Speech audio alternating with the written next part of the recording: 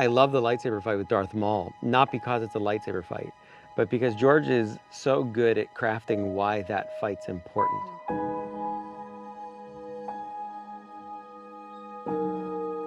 What's at stake is really how Anakin's going to turn out, because Qui-Gon is different than the rest of the Jedi, and you get that in the movie, and Qui-Gon is fighting because he knows he's the father that Anakin needs. Because Qui-Gon hasn't given up on the fact that Jedi are supposed to actually care and love, and that's not a bad thing. The rest of the Jedi are so detached and they've become so political that they've really lost their way. And Yoda starts to see that in the second film. He's fighting for Anakin, and that's why it's the duel of the fates. It's the fate of this child. Qui-Gon loses, of course. He knew what it meant to take this kid away from his mother when he had an attachment, and he's left with Obi-Wan. Obi-Wan trains Anakin at first out of a promise he makes to Qui-Gon, not because he cares about him. I gave Qui-Gon my word. I will train Anakin. Without the approval of the Council, if I must.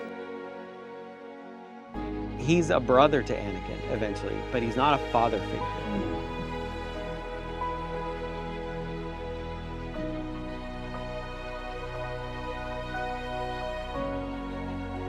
That's a failing for Anakin. He doesn't have the family that he needs.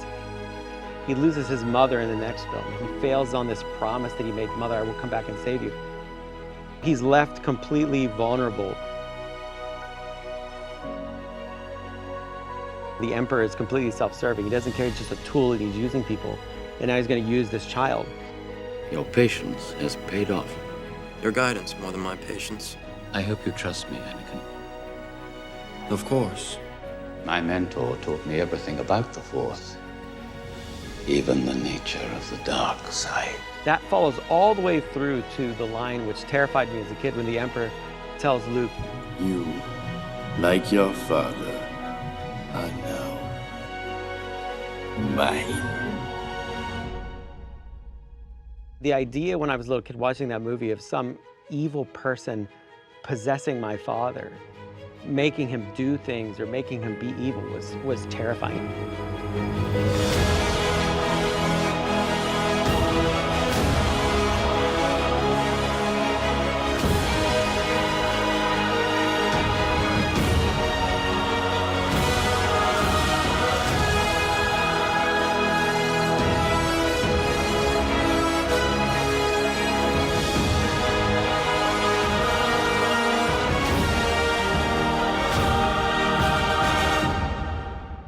Luke has never done anything that I would call it like he's a bad character. He has like a tendency to be dark. The only thing that's going to save him is not his connection to the Force.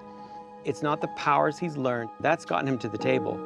But what saves Luke is his ability to look at his father and say, "No, I'm going to throw away this weapon. I'm not going to do that. I'm going to let that go and be selfless." Star Wars ultimately is about family. And he says, I am a Jedi, like my father before me. he's really saying, "I love my father, and there's nothing you can do that's going to change that." Anakin then in that moment has to decide to be the father that he's never had. He has to give up all the power in the galaxy and save his son. And that's what saves him. That's the story of Star Wars.